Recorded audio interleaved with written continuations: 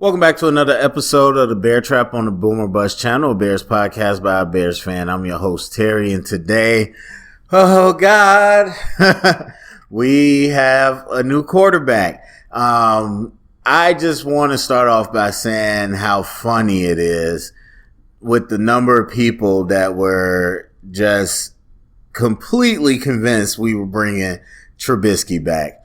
And maybe more so, it was funny because of the people that wanted that to happen. That's really the one. Maybe it'll be a backup. I don't know. I highly doubt it. I highly doubt Trubisky comes back. But anyway, that doesn't matter. The point is, Andy Dalton is a Chicago Bear.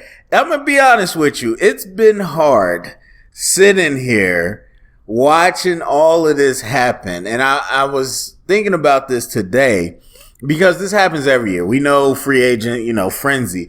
But it's not just the free agents going on because honestly, I don't think there were too many studs in this anyway. There were a lot of nice pieces, but I don't think it was any like most people have Trent Williams as the number one free agent. If Trent Williams is the number one free agent, this ain't that crazy of a free agency class, but there's some nice pieces.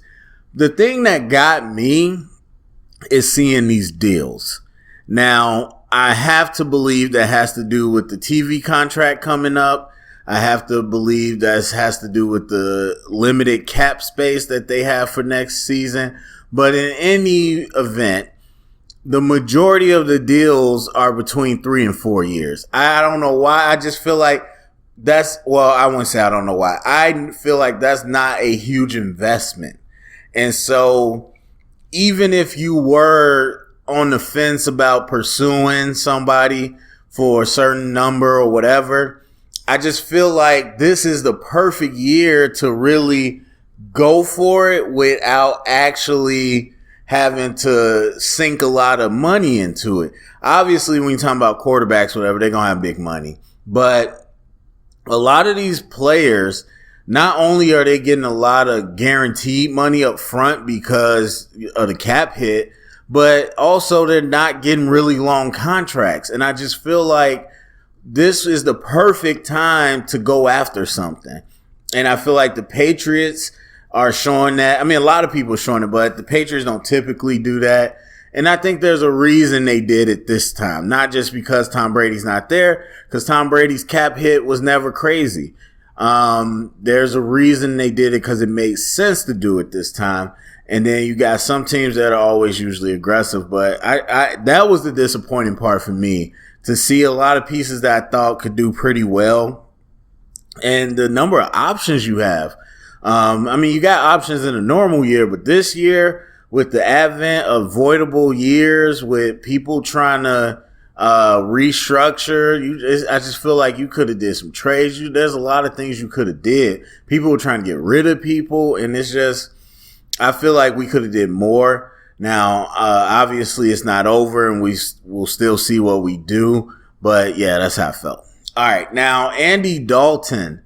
I did not see that one coming. I posted that either yesterday or today when I was seeing a lot of talk about Andy Dalton and the Bears. And I was like, I didn't think about it because I thought Andy was on a multi-year contract in Dallas. Now, obviously, they brought Dak back, but Dak was there when they brought Andy in the first time. So I was like, okay, he came in spot duty, and I thought he was going to be in Dallas. I didn't realize he was a free agent.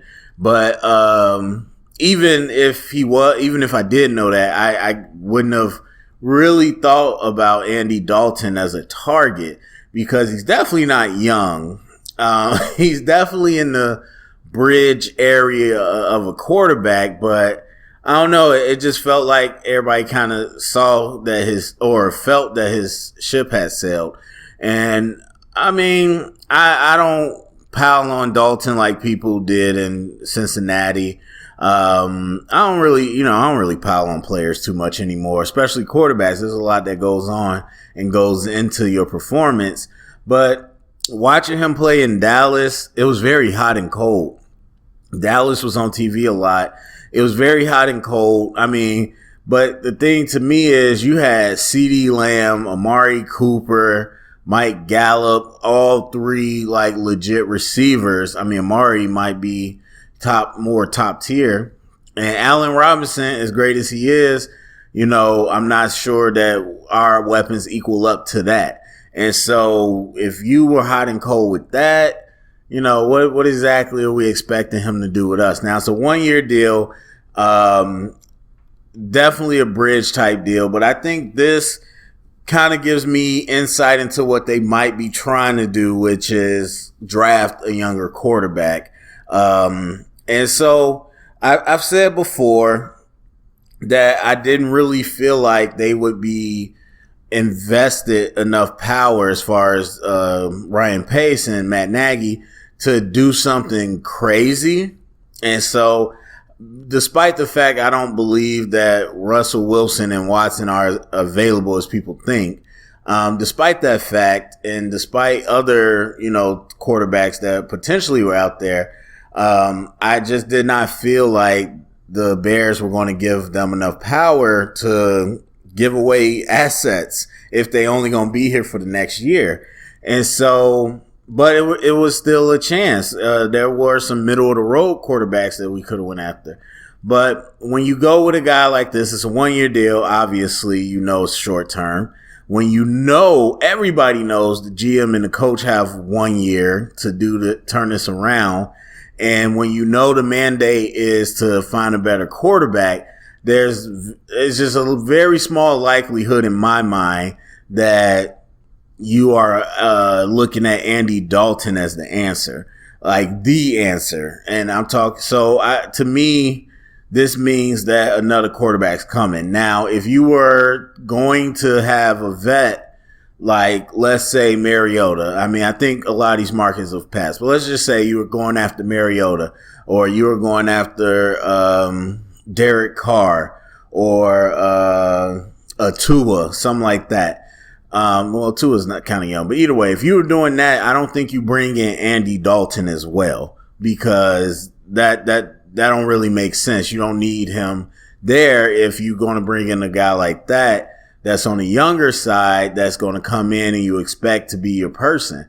When you bring in a guy like Andy Dalton, especially when you got Foles now, I'm sure he's about to get cut.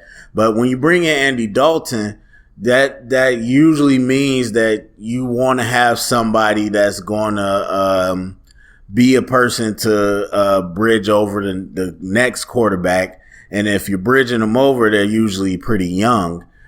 This isn't like a situation where you got Foles, who was familiar with Nagy on some level.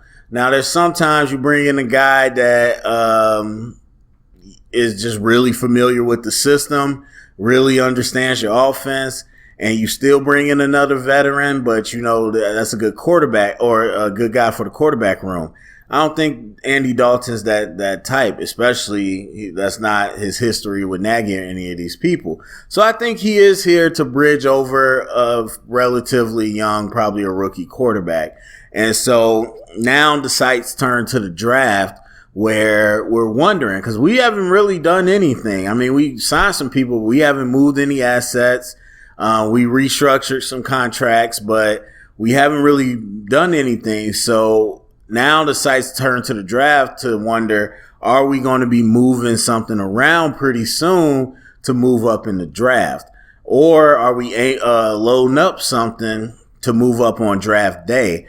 But when you bring in Andy Dalton, who is very middle of the road, if that is no way you can miss. So you have to feel pretty confident that you're going to be able to land something wherever you're about to go to get it. But again, let's say they are trying to still get Russ or Deshaun Watson. Why pay Andy Dalton $10 million to come here for a year? That don't make sense to me. So I have to believe it's a young quarterback. And where we are in the draft right now, that's not guaranteed. So they must feel pretty good about a deal coming up. Now, another thing that came up out of this from Schefter and others is that they're shopping Anthony Miller, and not only, well, I wouldn't even say shopping like taking calls. they said it's very likely that he'll be dealt. So it seems like they're going to get rid of him, which Mooney was much better than we expected. And so that's great and all. I think there's still room for him to grow, but I still feel like Anthony Miller can play. I don't know. It's tough with Anthony, man. It's tough because you look at the system he was in, and I really do think the potential's there. The injuries were nagging him earlier, but last year it just feels like he phased out of the equation more so for the tight ends. And obviously we went through a whole phase where all we did was play action boot. And so that was going to the same people. And then A-Rob is always going to get the ball forced to him. So, I don't think it's a huge loss. I also don't think it's a necessary move, because I think he has talent. I think he'll be very productive somewhere. Now, what's the going rate for Anthony Miller? I don't know. But again, this might be an effort to stock up some picks so that we can move up in the draft. But that might be something I'm missing. I mean, free agency wise, I don't see much there.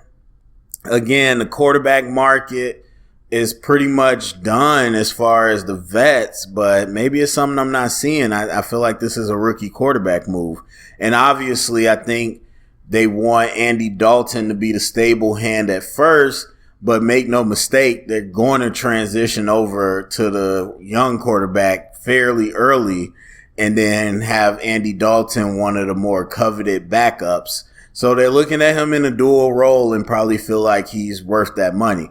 Now, I'll tell you right now, obviously I don't know what's going to happen, but I would be on the floor if we go into the season with just Andy Dalton and Foles on our roster. That way, I would not understand that. I mean, they might as well give up their jobs if that's what's about to happen. So I don't see that happening, but I'm not sure what it would be if we don't be aggressive in the first round of the draft. That would be my guess. Now, as far as who, I don't know. I didn't mention this. Maybe I did, but I turned off the draft this year. As far as my usual stuff, just because of the type of year it is. It's weird.